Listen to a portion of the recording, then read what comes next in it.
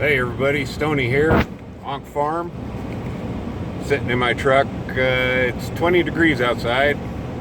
Sitting out here, I'll show you if you can see it, the frost on the windows. Yep, waiting for, yeah, it's cold. Waiting for the windows to clear out, but I wanted to go over something with you real quick. How to read seed packets. Once you've determined what it is that you're going to grow, and you're either ordering online through catalogs or you're going to buy them at the store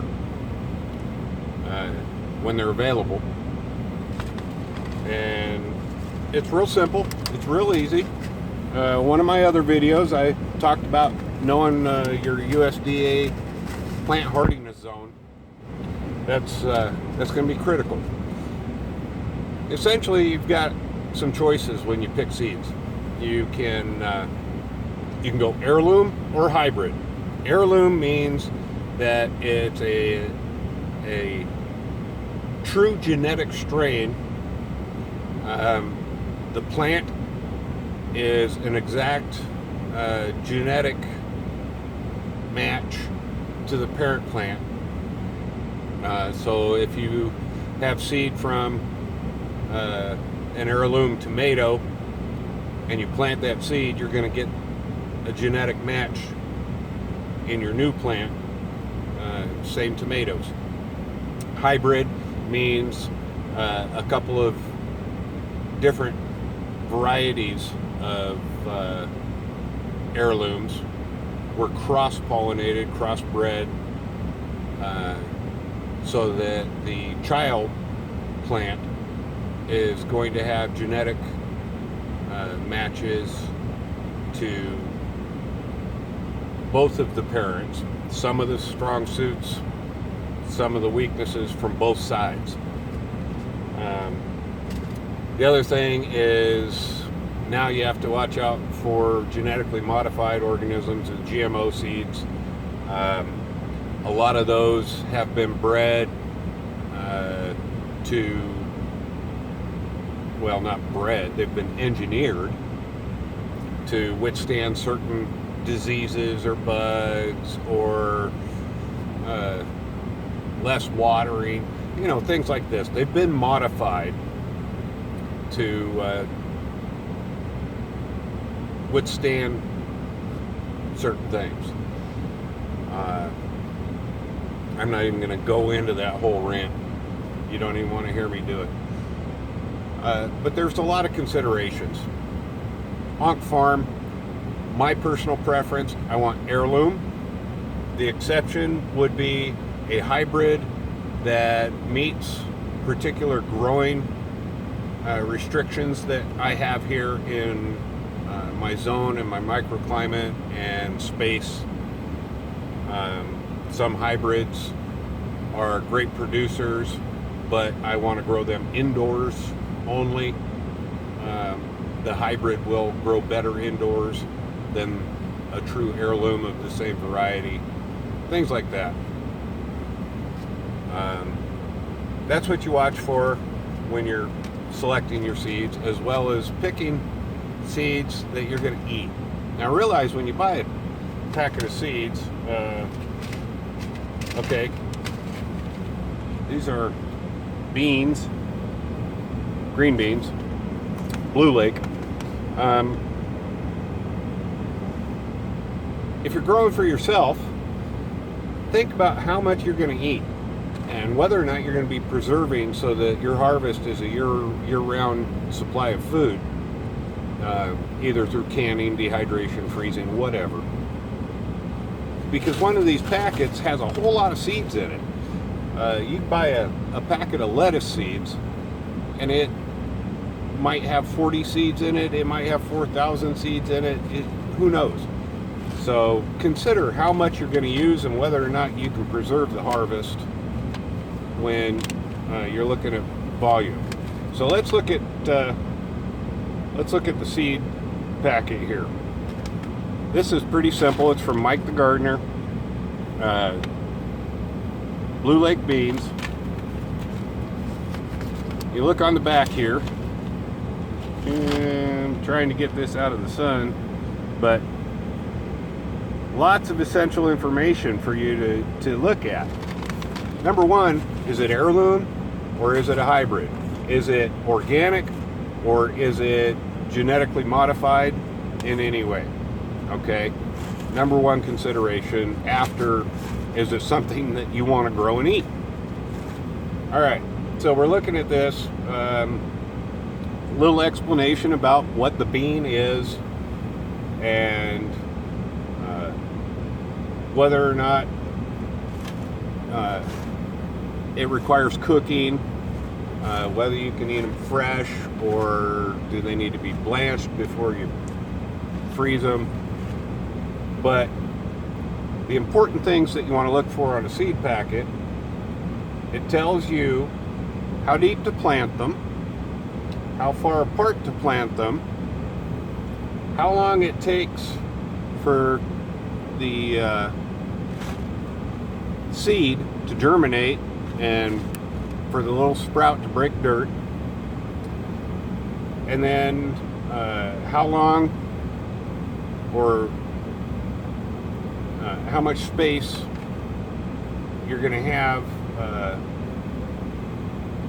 after you thin them out. Well, if you plant properly, you don't have to worry too much about thinning most things. And the days to maturity. Now, here's a little thing that most people don't realize about days to maturity. Blue Lake bush bean, days to maturity, 50 to 65. All right. Add your germination time to that, because the can you see it there, right there?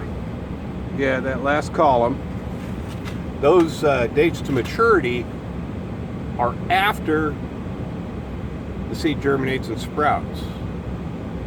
If it's a transplant, it's from the time you put that plant outside in the garden where it's going to grow to maturity.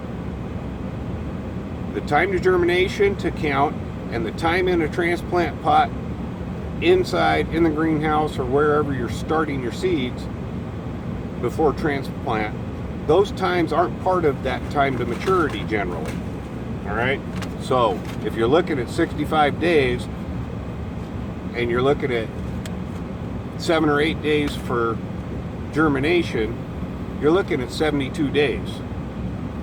You need to consider that when you are planning your planting time and the length of your growing season for a particular plant. If it's a hot weather plant and you've got 70 days of hot weather wherever you're at, you know, you're up in northern Alberta someplace, and you only have 70 days of weather and temperature that will allow good production for this plant, you need to get something that, including your germination time and your seed tray time indoors before transplanting, added to the days to maturity. All right. Another note about the packet, the seed spacing. I don't know if you guys can see this real good or not, but it tells you seed spacing. Depends on your planting method. Generally speaking, seed packet seed spacing is based on row growing. Now, if you use the square foot garden method or you use a biointensive method like I have in some of the beds here at OnkX, or if you're growing indoors in a window box, that seed spacing is going to be a little bit different for you, because you're not growing in a straight row with anywhere from 9 to 18 inches between rows. Now, when you look at a seed packet and it says space between rows and it says, say, 12 inches, that's based on a fully matured plant, the cover, the foliage, the green cover of a fully matured plant, so that it's not robbing sunlight and airspace from the row next to it. Doesn't mean you can't grow them closer for a little bit more intensive production. Here's another one. This is burpee beets. And you can see on there, it gives you, it says organic. It gives you the name and the variety or cultivar of the particular vegetable. In this case, beet. This is a Detroit Dark Red. It's got the USDA organic label on it if you buy into that. Now on the back, instead of the little graph table on the back, this one has little pictures for the information that you need. Requires full sun. Okay, but what does full sun mean? You know, generally 6 to 8 hours a day. You want to plant it a ½ inch deep. Do you need to have a ruler? No. You know, what's a ½ inch? Figure my finger from the end of the fingertip to that first knuckle is about 1 inch. All right, so maybe I'll use my pinky. It's a little less than 1 inch. I'll just use that to stick a hole in the ground. Estimate. If it doesn't come up, put a new seed in there. Spacing between seeds. This one says 3 inches. All right, well, you need to consider whether or not you're growing these beets for the root or the green, because beet greens can get pretty darn big and pretty darn thick.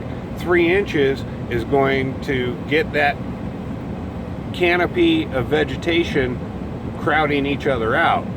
So if you're going for the greens, you might want to go, say, 5 or 6 inches. But otherwise, just follow the little thing that tells you 3 inches apart.